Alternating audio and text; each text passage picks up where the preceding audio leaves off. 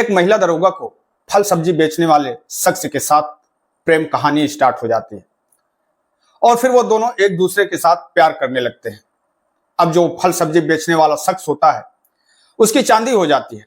वह उस दरोगा महिला के साथ में कभी बड़े बड़े होटलों में जाता था तो कभी अच्छी अच्छी जगहों पर घूमने के लिए जाता था और उसके साथ वहां पर रंगरेलियां मनाता था।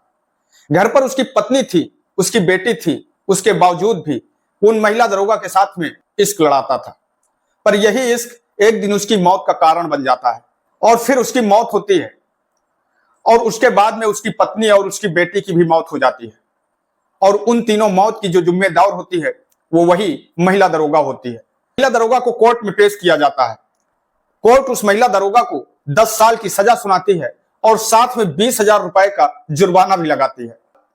लेकिन सवाल अब यह बनता है कि एक महिला दरोगा की प्रेम कहानी एक फल सब्जी बेचने वाले व्यक्ति के साथ में कैसे स्टार्ट हो जाती है और आखिरकार उन तीनों लोगों की मौत कैसे हुई और क्यों हुई। और मैं आप लोगों को जब ये पूरी कहानी बताऊंगा तो आप लोगों के पैरों के नीचे की जमीन खिसक जाएगी। आप लोग भी ये सोचने के लिए मजबूर हो जाएंगे और इस घटना से आप लोगों को बहुत कुछ सीखने को मिलने वाला है। तो दोस्तों चलते हैं और इस घटना को शुरू से जानते हैं। तो आदाब, नमस्कार, सत श्री अकाल, मैं सागर पटेल। दोस्तों कहानी शुरू करें उससे पहले आप लोगों से एक छोटा सा निवेदन है कि अगर अभी तक आप लोगों ने मेरे इस चैनल को सब्सक्राइब नहीं किया है तो मेरे इस चैनल को सब्सक्राइब कर बेल आइकन को जरूर दबाएं और अगर आप लोगों को ये सच्ची घटना, सच्ची कहानी अच्छी लगे तो इसे एक लाइक शेयर कर कमेंट बॉक्स में अपनी राय हमें जरूर दें, जिससे कि मेरा हौसला बढ़ता रहे। 11 मई को पंजाब कोर्ट के अंदर एक केस पर सुनवाई चल रही थी और कटघरे में एक महिला दरोगा संदीप कौर खड़ी हुई थी। तभी जो जज साहब होते हैं वो कहते हैं कि जो काम ये महिला दरोगा ने किया है, जो काम इन्होंने किया है, उसके लिए इनको 10 साल की सजा सुनाई जाती है और 20,000 रुपए का जुर्माना लगाया जाता है, क्योंकि उसकी वजह से 3 जिंदगियां बर्बाद हुई हैं, 3 लोगों की मौत हुई है। और जैसे ये बात संदीप कौर सुनती है वो फपक फपक कर रोने लगती है। वो जज साहब के सामने हाथ जोड़कर गिड़गिड़ाने लगती है, जज साहब से माफी मांगने लगती है। मगर जितने भी लोग कोर्ट के अंदर खड़े होते हैं वो सारे लोग बस एक ही चीज कह रहे होते हैं कि जो संदीप कौर को सजा मिली है वो कम है, उसे इससे और बढ़ करके कठोर सजा मिलनी चाहिए थी, क्योंकि 3 लोगों की जान केवल इस दरोगा के चक्कर में गई है। अब आखिरकार दोस्तों उस महिला दरोगा के चक्कर में ये 3 जानें क्यों गई थी, तो आइए चलते हैं इस कहानी को शुरू से जानते हैं। दरअसल दोस्तों ये बात है सन 2020 की। पंजाब के अमृतसर में एक महाकमपुरा नाम का एक होटल है जहां पर 10 अक्टूबर को एक कपल्स आता है और जब वो दोनों लोग आते हैं तो एक होटल के रूम को बुक करते हैं और दोनों अपनी अपनी आईडी दे करके होटल के कमरे के अंदर चले जाते हैं। मगर जैसे ही कुछ देर का समय होता है, कुछ देर के समय के बाद में जो महिला दरोगा होती है वो कमरे से निकलकर बाहर आ जाती है और वो होटल स्टाफ को बताती हैं कि वो थोड़ी देर के लिए बाहर जा रही हैं और थोड़ी देर के बाद वो फिर अभी आएंगी। लेकिन उनके साथ में जो युवक था, जो शख्स था, वो अभी तक कमरे के अंदर ही था। और जब काफी देर का समय हो जाता है, काफी घंटे बीत जाते हैं, तब जो होटल स्टाफ होता है वो उस कमरे के बिल को बजाता है, क्योंकि इन लोगों ने कमरे को केवल 1 से 2 घंटे के लिए बुक किया था। पर जब 3-4 घंटे का समय हो जाता है पर वो जो शख्स होता है वो होटल के कमरे से बाहर नहीं निकलता, तभी जो होटल स्टाफ होता है जब उस कमरे के घंटे को बजाता है पर अंदर से कोई रिस्पॉन्स नहीं आता, तभी होटल स्टाफ दूसरी मास्टर की लेकर के आता है और फिर उस कमरे को खोलता है तो देखता है कि वो जो शख्स है उस कमरे में वो फांसी के फंदे से लटक रहा होता है। मतलब कि उस शख्स की मौत हो चुकी थी। तुरंत पुलिस को फोन किया जाता है, पुलिस मौके पर पहुंचती है और उस शख्स को फांसी के फंदे से उतारा जाता है और उस शख्स के बारे में अब यह पता किया जाता है कि यह कौन है और यह किसके साथ में आया था, क्योंकि जो महिला इसके साथ में आई थी वो तो यहां से थोड़ी देर पहले ही चली गई थी और उसके बाद ही इस शख्स ने ऐसी घटना को अंजाम दिया है। और जब उस शख्स के आधार कार्ड से उसके बारे में जानकारी जुटाई जाती है तो पता लगता है कि वो विक्रमजीत सिंह है, जो डंडियावाला गुर थाना है और एक गांव पड़ता है नवापिंड गांव, उसी गांव का वो रहने वाला। और तुरंत उसके परिवार से कांटेक्ट किया जाता है तो पता लगता है कि उसके घर में उसकी पत्नी है सुखबीर कौर और उसकी एक बेटी भी है जिसका नाम है तनप्रीत और जिसकी उम्र है 18 से 19 वर्ष। और जो विक्रमजीत है इसकी उम्र होती है 40 से 45 वर्ष। और जो उसके परिवार के लोग होते हैं वो बताते हैं कि वो एक आड़तिया है, सब्जी खरीद करके सब्जी बेचने का काम करता है। अब जब उसकी पत्नी को यह बात पता चलती है कि उसके पति ने होटल के रूम में फांसी के फंदा लगा लिया है, उसकी मौत हो गई है, वो इस सदमे को बर्दाश्त नहीं कर पाती।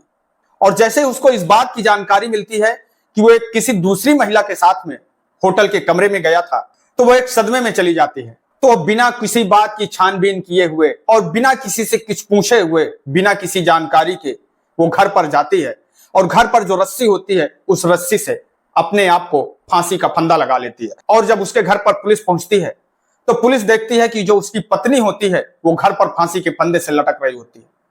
अब उसके घर पर अकेली उसकी बेटी बचती है और उस बेटी का रो रो करके बुरा हाल होता है। अब जैसे ही लोगों को पत्नी की मौत की खबर चलती है, चारों तरफ अफरा तफरी मच जाती है, चर्चा का माहौल बन जाता है।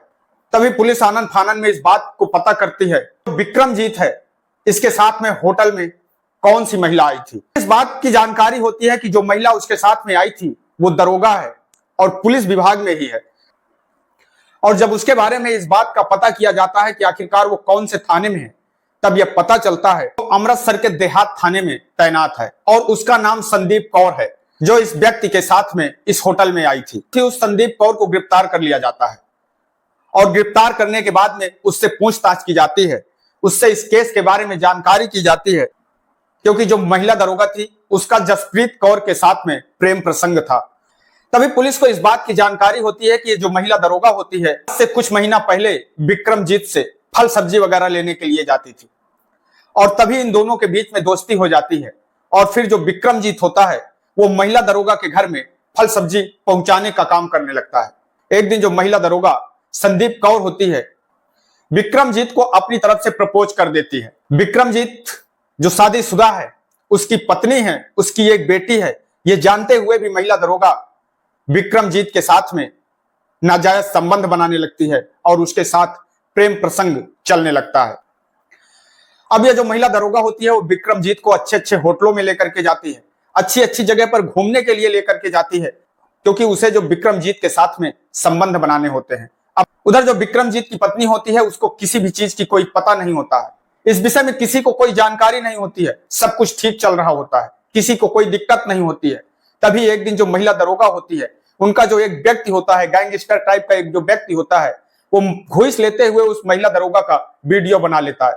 और अब जैसे ही वो इस महिला दरोगा की वीडियो बनाता है, क्योंकि वो जो व्यक्ति होता है वो नंबर 2 का काम करने वाला व्यक्ति होता है, और उसके बाद में वो महिला दरोगा को ब्लैकमेल करने लगता है। अब महिला दरोगा उस व्यक्ति से परेशान होने लगती है और वो सोचती हैं कि आखिरकार इस व्यक्ति से पीछा कैसे छुड़ाया जाए।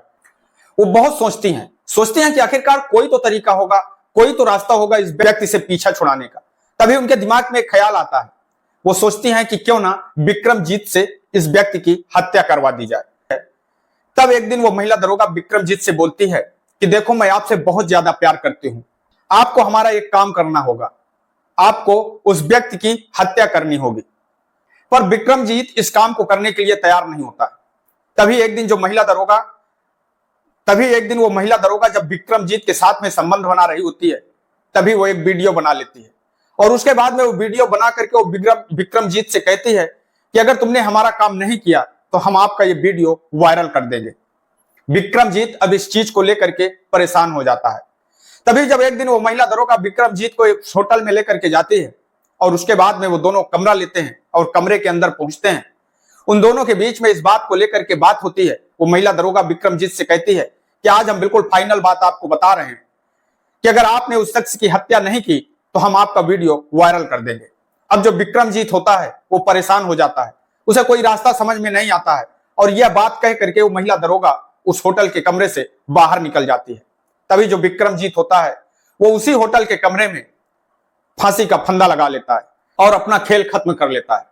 और उसके बाद में जब यह बात उसकी पत्नी को पता लगती है तो वह इस सदमे को बर्दाश्त नहीं कर पाती है और वो तुरंत अपने घर पर जाती है। ना तो किसी बात को सोचती है, ना तो विचार करती है, न जानकारी करने की कोशिश करती है कि आखिरकार क्या सच्चाई है, क्या गलत है। और वो तुरंत अपने घर पर जाती है और एक रस्सी लेकर के अपने आप को फांसी का फंदा लगा लेती है। अब उसके घर में केवल मात्र उसकी एक 18 साल की बेटी बचती है। अब जो उनकी बेटी तनप्रीत होती है वो पुलिस के पास में जाती है और इस मामले में एक FIR दर्ज करवाती है। कुछ दिनों के लिए जो संदीप कौर होती है उसे ड्यूटी से हटा दिया जाता है, सस्पेंड कर दिया जाता है, मामला कोर्ट में चला जाता है और उसके बाद में छानबीन की जाती है और जांच पड़ताल होने के बाद में सब कुछ होता है। आखिरकार बाद में कोर्ट संदीप कौर को बाइज्जत बरी कर देती है और उसको जो ड्यूटी से हटाया गया था बाकायदा उसको उसकी ड्यूटी मिल जाती है और संदीप कौर वर्दी पहन करके फिर दोबारा से ड्यूटी करने लगती है। उसकी जिंदगी में कोई भी फर्क नहीं पड़ता है। 3 जनवरी 2025 को संदीप कौर को दोबारा से ड्यूटी ज्वाइन कराई जाती है और जैसे ही ये बात उसकी बेटी तनप्रीत कौर को पता चलती है वो इस सदमे को बर्दाश्त नहीं कर पाती है। सोचती है कि आखिरकार जिसकी वजह से उसके पिता और उसकी मां की मौत हुई है, जिन्होंने अपने जीवन को समाप्त कर लिया है, वो एक महिला जो फिर से अपने आप में अपनी ड्यूटी के साथ अपने इज्जत और सम्मान के साथ आखिरकार जी रही है। और उसके बाद में वो एक लेटर लिखती है और वो भी वही करती है जो उसके माता और पिता ने किया था। वो भी एक रस्सी लेती है और रस्सी लेने के बाद में वो भी अपने आप को फांसी के फंदे से लटका करके अपने आप को समाप्त कर लेती है। अब जैसे ही जसप्रीत कौर की मौत होती है, बेटी की मौत के बाद में मामला फिर से हाईलाइट हो जाता है। मतलब कि उस परिवार के 3 लोग और 3 के तीनों खत्म हो जाते हैं। संदीप कौर होती है उसे कोई सजा नहीं मिलती है। यह मामला दोबारा कोर्ट में जाता है और पंजाब कोर्ट जब दोबारा फिर से इस केस की छानबीन करती है और जब दोबारा कोर्ट के सामने ये पूरा मामला इस तरीके से खुल करके आता है, तब संदीप कौर को दोबारा ये सजा सुनाई जाती है। 10 साल की कठोर कारावास और 20,000 रुपए का जुर्माना। अब संदीप कौर जैसे ही ये सुनती है वो रोने लगती है। संदीप कौर बहुत रोती है, पर जब सारे लोगों को जो ये सच्चाई पता लगती है, कोर्ट में उपस्थित जितने भी लोग होते हैं वो सारे लोग यही कह रहे थे कि संदीप कौर ने जो कार्य किया है उसकी सजा जो संदीप कौर को मिली है वो कम है, इससे कहीं बढ़ करके और ज्यादा सजा संदीप कौर को मिलनी चाहिए थी। लेकिन दोस्तों, संदीप कौर ने जो कार्य किया था जिसकी वजह से 3 लोगों की मौत हो जाती है, लेकिन संदीप कौर को केवल 10 साल की सजा ही मिलती है। आप लोगों की क्या राय है? आप लोग कमेंट करके जरूर बताएं कि संदीप कौर के साथ में क्या होना चाहिए था। क्या संदीप कौर को जो सजा मिली है वो सही है या गलत है?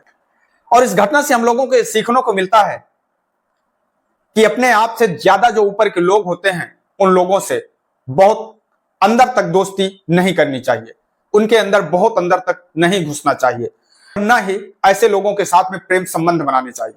और अगर आप शादीशुदा हैं तो उसके बाद तो आपको इन सभी मामलों से बहुत ज्यादा दूर ही रहना चाहिए, वरना क्या पता कि कभी शायद आप भी इसी तरीके से फंस जाए। तो दोस्तों, इस घटनाक्रम को सुनाने का उद्देश्य किसी को ठेस पहुंचाना नहीं है, किसी को दुख पहुंचाना नहीं है, बल्कि आप लोगों को सजग करना है, सतर्क करना है। मैं आपका दोस्त सागर पटेल इन्हीं शब्दों के साथ में आपसे विदा लेते हैं। कल फिर मिलेंगे किसी एक नई कहानी के साथ में, किसी एक नई घटना के साथ में। तब तक के लिए नमस्कार, जय हिंद, जय भारत।